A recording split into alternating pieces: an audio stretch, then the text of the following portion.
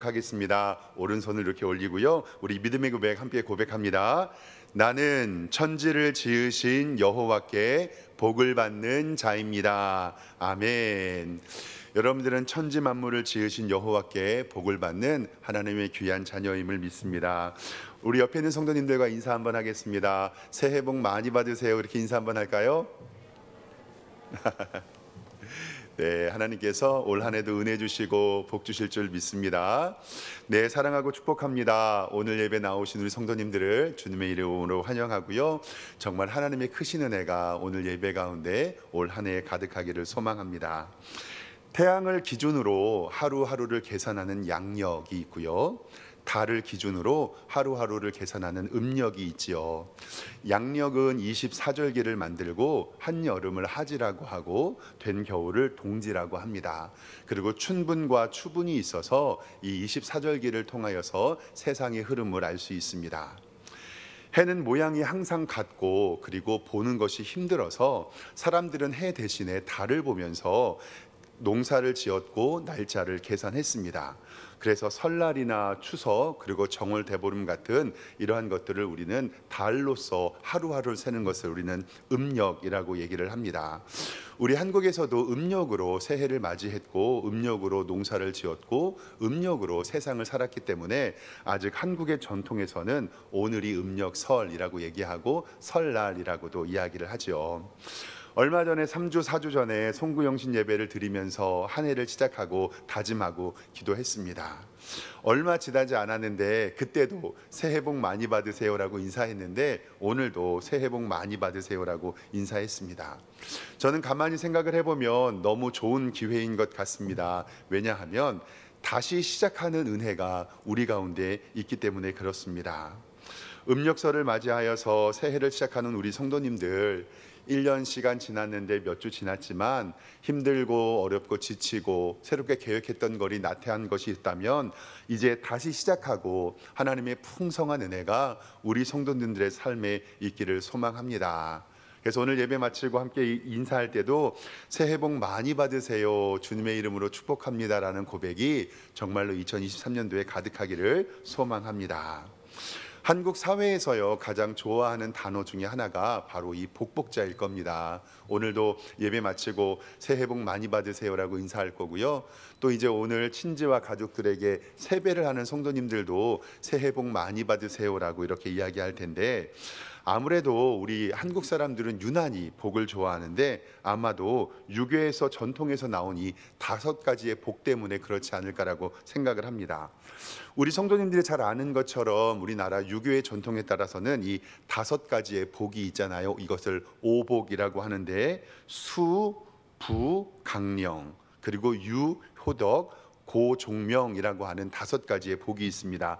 오래 살고 부유하게 살고 건강하게 살고 덕을 좋아하고 베풀고 그리고 깨끗한 죽음을 맞이하는 것, 이것을 5개의 복이라고 우리 조선 선조들은 이야기를 합니다.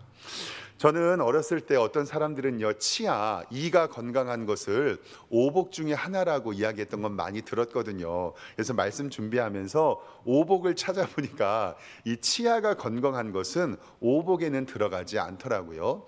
그 오복에 들어가는 것을 그냥 넣어서 이 치아 건강이 그만큼 중요하다라는 생각, 아니면은 치과에서 이 말을 만들어내지는 않았는지 이런 생각도 한번 해보게 되었습니다.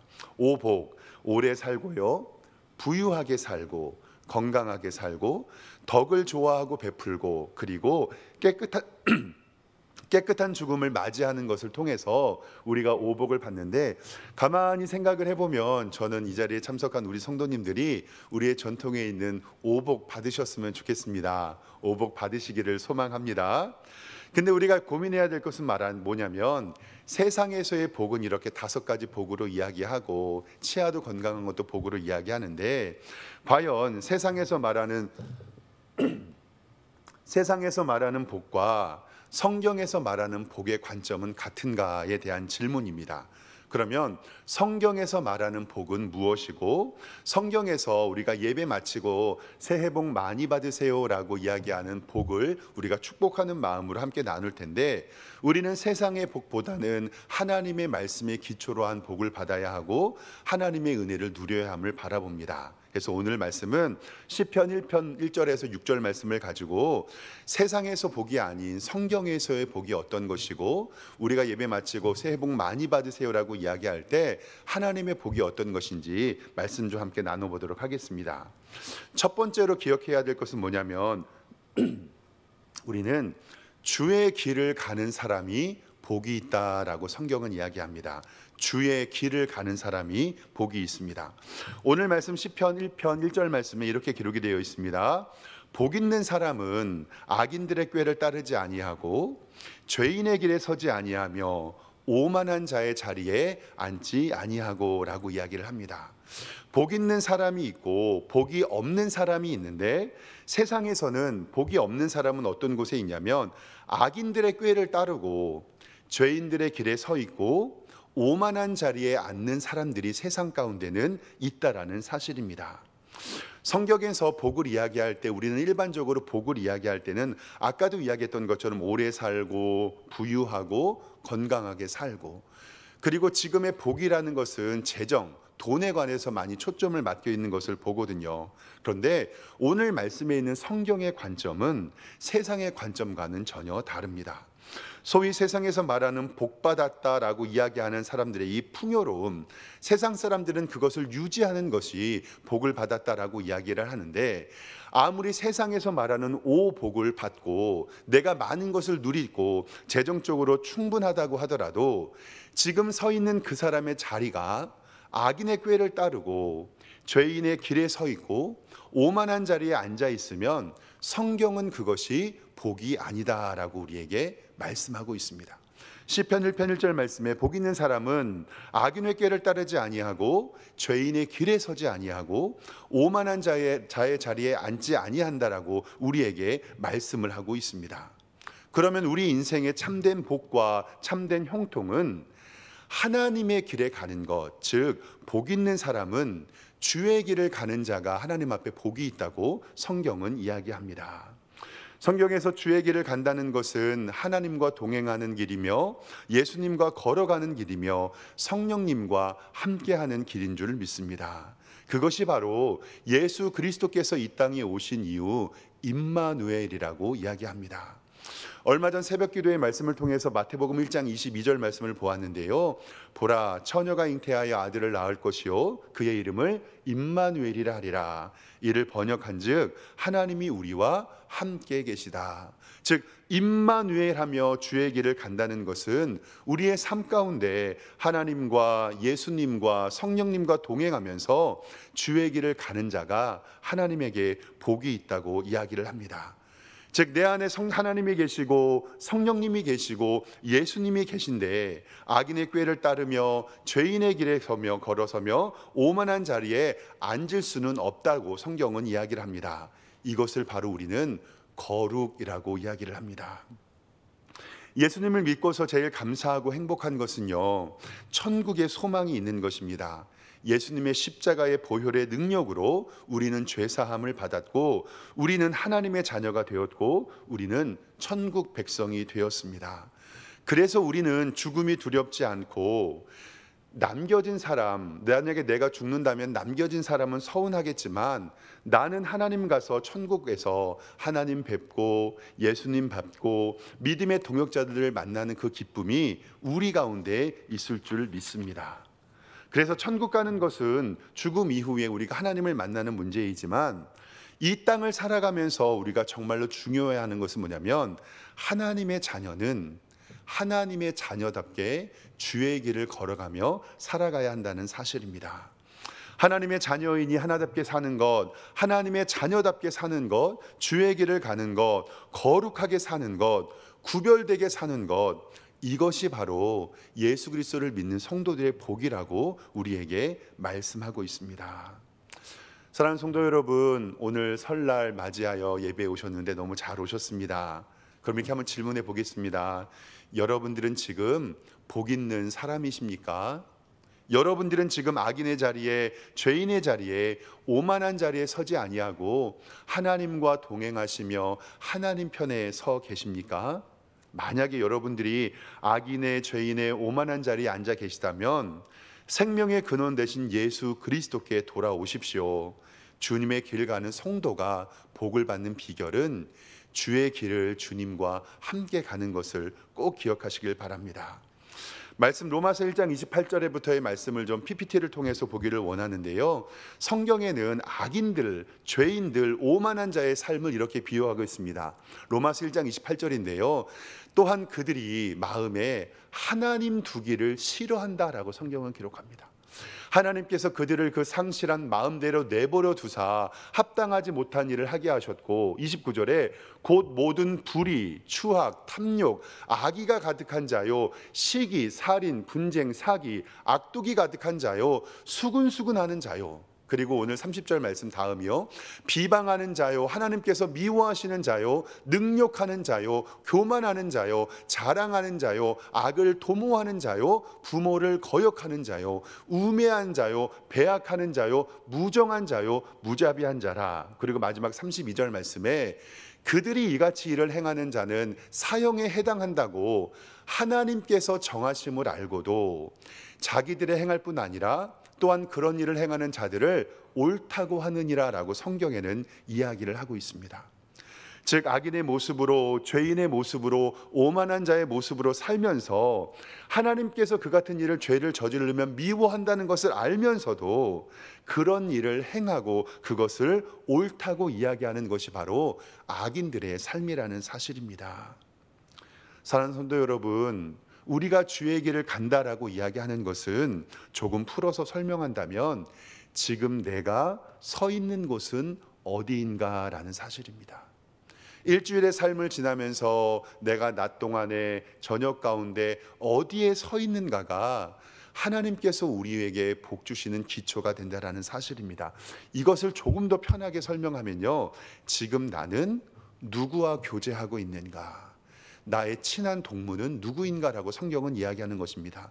조금 어려운 말로 유유상종이라는 말을 쓰고 좀 쉬운 말로 친구 따라 강남 간다라는 이 말을 씁니다. 근데 이 말을요, 조금 잘 생각하면 이런 말도 됩니다. 친구 따라 지옥에 갈 수도 있습니다. 그런데 사랑하는 성도 여러분, 친구 따라 천국 가시는 우리 성도님 되시기를 주님의 이름으로 축원합니다. 친구 따라 교회에 와서 예수님 믿는 성도들 되시고, 오늘 이 시간에 내 주변에요, 찬송하는 자와 함께 있으면 나도 찬송하게 되고, 기도하는 자와 함께 있으면 나도 기도하게 됩니다. 그리고 말씀 보는 자와 함께 있으면 말씀 보게 되고요, 예배하는 자와 함께 있으면 저도 예배하게 됩니다. 그런데요, 불평하는 사람이 있으면 같이 불평하고요, 투덜거리는 사람이 있으면 같이 투덜거리고요, 술 먹는 사람이 있으면 같이 술 먹고요, 노름하는 사람과 같이 있으면 같이 노름하게 됩니다. 그러니까 결국은 내가 어디에 서 있는가도 중요하고, 내가 누구와 교제하고 있는가도 중요하고, 지금 여러분들이 누구와 함께 있고 누구와 함께 시간을 보내는지를 한번 살펴보시기를 바랍니다. 2023년도에 여러분들이 서 있는 곳이 하나님의 복이 있는 자리가 되기를 소망합니다. 주의 길 가는 거룩한 성도님 되시기를 주님의 이름으로 축원합니다. 두 번째로 복 있는 사람은 어떤 사람이냐면요, 말씀대로 살아가는 사람이 복이 있습니다. 말씀대로 살아가는 사람. 오늘 말씀 시편 1편 2절 말씀에 보면 이렇게 기록합니다. 오직 여호와의 율법을 즐거워하며 그의 율법을 주야로 묵상하는 자로다. 아멘. 여호와의 율법, 하나님의 말씀이잖아요. 율법을 즐거워하며 그 율법, 하나님의 말씀을 주야로 묵상하는 자다. 우리 성도님들 처음 예수님 믿었을 때 기억나세요? 저는 학생 때 예수님을 처음 믿게 됐고, 그때 이제 예수님을 믿어서 행복했던 기억이 나는데요, 그때 예수님 처음 믿었을 때 생각을 하면 그때 내 죄를 용서받고 천국에 간다는 그 기쁨으로요, 정말로 저는 밥을 안 먹어도 배가 불렀어요. 정말 예수님 믿은 기쁨이 너무 커가지고 밥을 안 먹어도 배가 부르고요, 그리고 세상이 너무너무나도 아름다워 보이는 거예요. 그리고 매일매일 찬송이 나오고요, 교회 가는 게 행복하고요. 그리고 정말 구원받은 사람의 특징 중에 하나가 뭐냐면 성경 말씀이 그냥 술술술술술술 읽어진다라는 사실이에요. 앉으나 서나 성경 말씀 보고 싶고 교회 가고 싶고 찬송이 절로 나오고, 그리고 학교 다닐 때는 저는 어떻게 했냐면 요 성경책을 각 권별로 이렇게 찢어 가지고요 주머니에 넣고 다니면서 성경 말씀을 차에서 화장실에서 쉬는 시간에 이렇게 읽었던 경험이 있습니다. 그리고 아이들이 저한테 성경 읽는다고 뭐라고 이야기하면 그 핍박도 두렵지 않았었어요. 왜냐하면 하나님 말씀 읽는 것이 너무나도 좋았기 때문에 그렇습니다. 이것은 정말 자연스러운 현상이죠. 왜냐하면 말씀이 육신이 되어서 우리 가운데 거하심에 은혜와 진리가 충만하다고 우리의 말씀 가운데 있으니까, 그 말씀이 육신이 되어서 오신 분이 바로 예수 그리스도이시기 때문에 예수 그리스도를 사모하는 만큼 하나님의 말씀을 듣게 되어 있으니까요. 근데 성도 여러분들도 잘 아시겠지만 이게요 평생을 안 갑니다. 이게 몇 달 가다가 인간의 죄성이 있고 세상의 권세 잡은 이 마귀 사탄이요 우리를 은혜 받은 모습으로 가만히 두지를 않습니다. 하나님의 말씀이 아무리 은혜가 있고 충만하여도 죄인된 인간은요 이 죄성이 우리 가운데 있어서 구멍이 뚫려 있어서요, 만약에 우리 성도님들이 오늘 말씀 시간에 하나님의 말씀에 은혜를 받고 성령 충만한다고 하더라도 교회 문을 딱 나가는 순간 이 죄된 본질이 나타나서 우리의 삶 가운데 줄줄줄줄줄줄줄 은혜가 샌다라는 사실입니다. 오늘 은혜 받은 거요 내려가다가 다 까먹을 수도 있고요, 주차장에서 시비 붙어서 까먹을 수도 있고, 식당 종업원들이 나한테 뭐라 그래서 까먹을 수 있는 게 바로 이 은혜입니다. 그래서 우리는 성령 충만하고 은혜를 보존하기 위하여 매일매일 영의 양식을 충전해야 된다는 사실을 꼭 기억하시길 바랍니다. 그렇지 않으면 우리는 믿음 가운데 살아갈 수가 없습니다. 차를 타고 운전해 보셨던 경험이 있는 성도님들은 다 아실 거예요. 연료가 없어서 연료 경고등에 빨간색 불이 켜졌던 경험.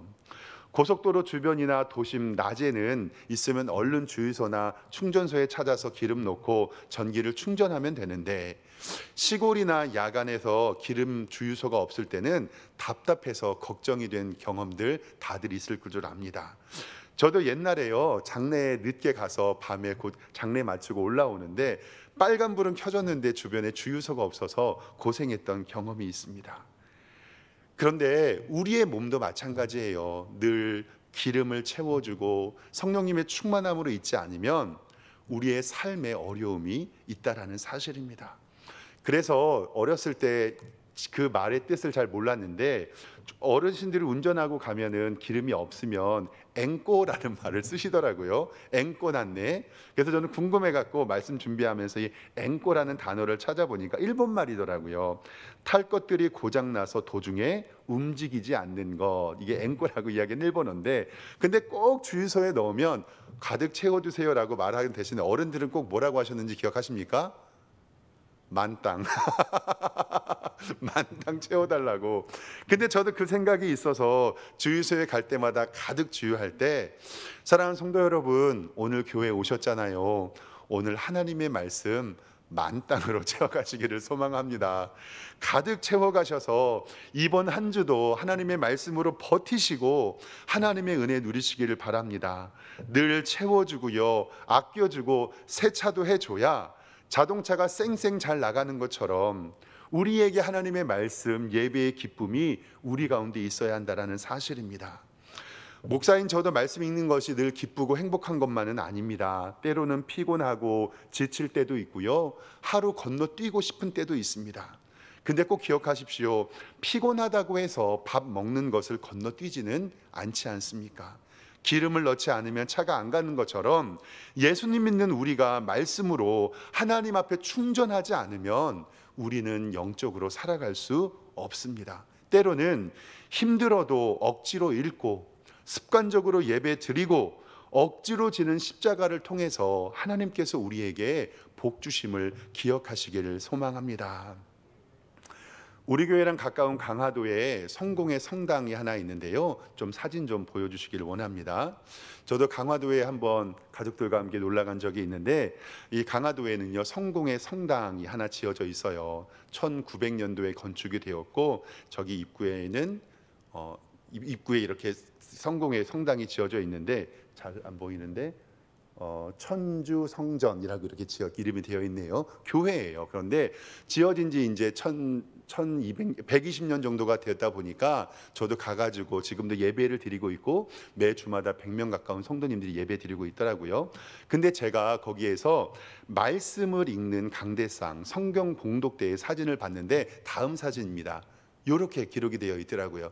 저게 여기 앞에 있는 장로님께서 사회 보시는 말씀의 강단인데 저기에 주지 언어 족전지등이라고 쓰여져 있어요. 120년 전에 새겨서 썼던 것을 지금도 사용하고 계시더라고요. 시편 119편 105절에 있는 말씀인데요. 주의 말씀은 내 발의 등이요 그리고 내 길에 빛이니이다라는 생략이 됐는데 이것을 바라보면서 성경 봉독대에 이 말씀이 기록되어 있는데 저는 사랑하는 우리 성도님들 꼭 기억하시길 바랍니다. 2023년에 주의 말씀이 여러분의 등불이고 주의 말씀이 여러분의 길과 빛 되기를 소망합니다. 시편 119편 103절 말씀에 주의 말씀의 맛이 내게 어찌 그리 단지요 내 입에 꿀보다 더 단이이다 라고 성경은 기록하고 있습니다. 작년에 여호수아 강해를 통해서 우리는 기억합니다. 여호수아 1장 8절을 통해서 이 율법책을 내 입에서 떠나가지 말게 하고 주야로 그것을 묵상하며 그 가운데 기록한 대로 다 지켜 행하라. 그리하면 내 길이 형통하게 될 것이다. 성경은 우리에게 지속적으로 말씀합니다. 주님의 백성은 하나님의 말씀대로 살으라고요. 그리고 마지막 세 번째로는 형통하는 자가 하나님께 복을 받습니다. 이 형통이라고 하는 것은 백과사전에 보면 모든 일이 뜻대로 잘 되어간다라는 뜻입니다. 성경에서 말하는 형통도 이와 다르지 않는데 시편 오늘 1편 3절 말씀에 보면 그는 시냇가에 심은 나무가 철을 따라 열매를 맺으며 그 잎사귀가 마르지 아니함 같으니 그가 하는 일이 다 형통하리로다. 아멘. 사막에서 광야를 살아가는 이스라엘 백성, 시냇가에 심은 나무와 이 철을 따라 열매를 맺는 것은 바로 풍성함을 상징을 합니다. 그리고 이사야 58장 11절에 나오는 여호와가 너를 항상 인도하여 메마른 곳에서도 내 영혼을 만족하게 하며 내 뼈를 견고하게 하리니 너는 물된 동산 같겠다라는 이 말씀을 통해서 이스라엘 백성은 시냇가에 심기운 나무, 물된 동산이 풍성한 삶에 대한 표현입니다. 그런데 오늘 말씀 가만히 보면은요, 제가 첫 번째 주의 길 가는 성도는 주의 길을 가는 성도라고 이야기했고, 두 번째로는 말씀대로 살아가는 성도라고 이야기했는데, 오늘 말씀 세 번째 형통하게 하는 자가 복을 받는다는 것은 바로 주의 길을 가고 말씀대로 살아가는 성도가 누리는 복이라는 것을 성경은 말합니다. 형통이라는 단어를 성경에서 가장 잘 설명하는 인물이 바로 이 요셉인데요. 이 요셉은 야곱의 11번째 아들이고 형들에게 팔리고 죽음에 당한 고통도 많이 있었습니다. 그가 보디발의 집에 종으로 팔려갔을 때 성경은 이렇게 이야기를 하는데 오늘 앞에 있는 말씀 좀 함께 보겠습니다. 오늘 말씀 보면 요셉이요 보디발의 집에 팔려가서 고난을 당할 때 이야기입니다.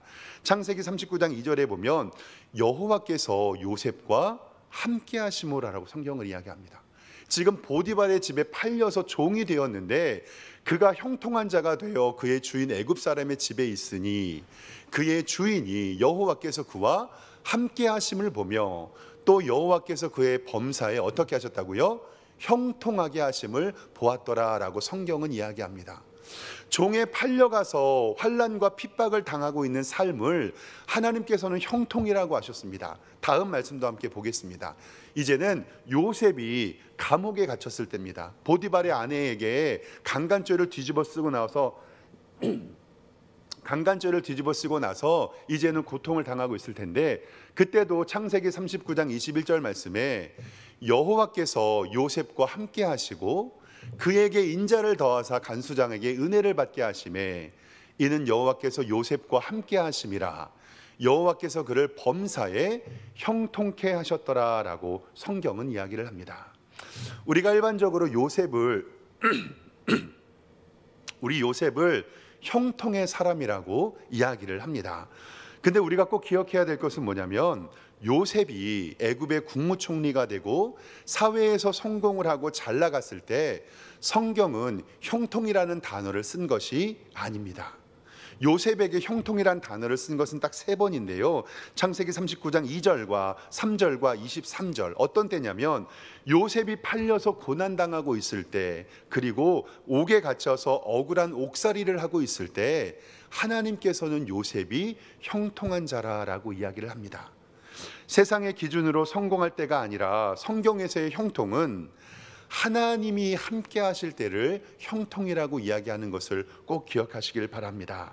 우리의 형통은 환경과 주변과 세상의 부유함이 아니라 하나님과 함께 있을 때 성경은 그것을 형통하다라고 이야기하고 있습니다. 그럼 사랑하는 성도 여러분, 한번 여쭈어 보겠습니다. 지금 여러분들은 형통의 삶을 살고 있습니까? 그러면 하나님과 함께 하시면 됩니다. 그것이 바로 형통의 기쁨입니다. 풍성한 삶의 열매가 있기를 원하십니까? 그러면 하나님과 꼭 붙어 있으면 됩니다. 그것이 바로 형통의 기본입니다. 여러분들이 잘 아는 요한복음 15장 5절 말씀에 나는 포도나무여 너희는 가지라 그가 내 안에 내가 그 안에 있으면 사람이 열매를 많이 맺나니 나를 떠나서는 너희가 아무것도 할 수 없음이니라. 저는 우리 성도님들이 2003년도에 풍성한 열매 맺기를 소망합니다. 첫 번째로는 주의 길을 가며, 두 번째로는 말씀에 순종하고, 마지막 세 번째로는 그의 결과로 형통한 삶을 살기를 소망합니다.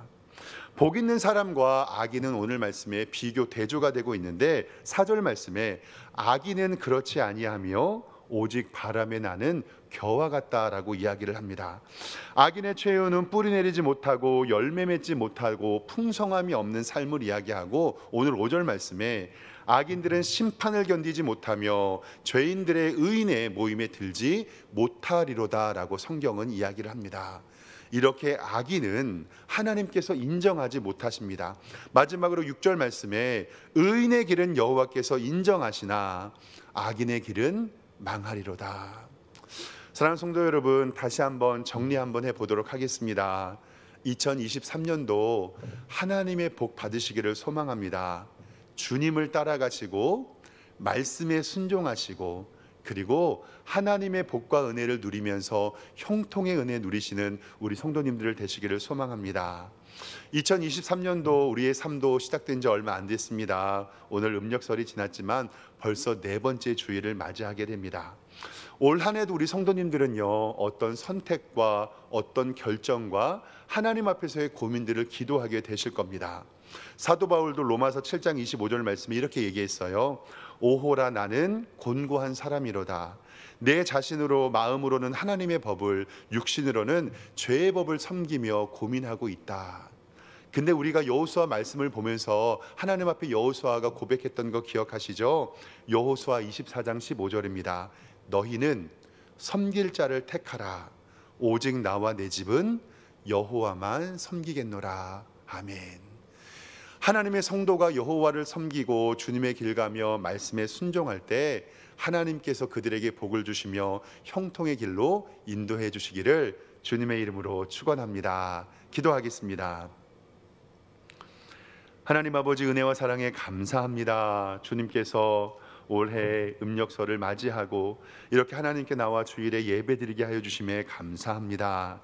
하나님, 올해 우리 성도님들이 주님의 길을 가며 말씀에 순종하여 형통의 복을 누리는 우리 성도님들 될 수 있도록 인도하여 주시고, 하나님 앞에 간구하고 기도하고 소망하는 모든 기도가 응답되어 하나님의 형통이 우리 성도들의 삶과 우리의 가정과 우리 교회에 충만하게 하여 주시옵소서. 예수 그리스도의 이름으로 기도드리옵나이다. 아멘.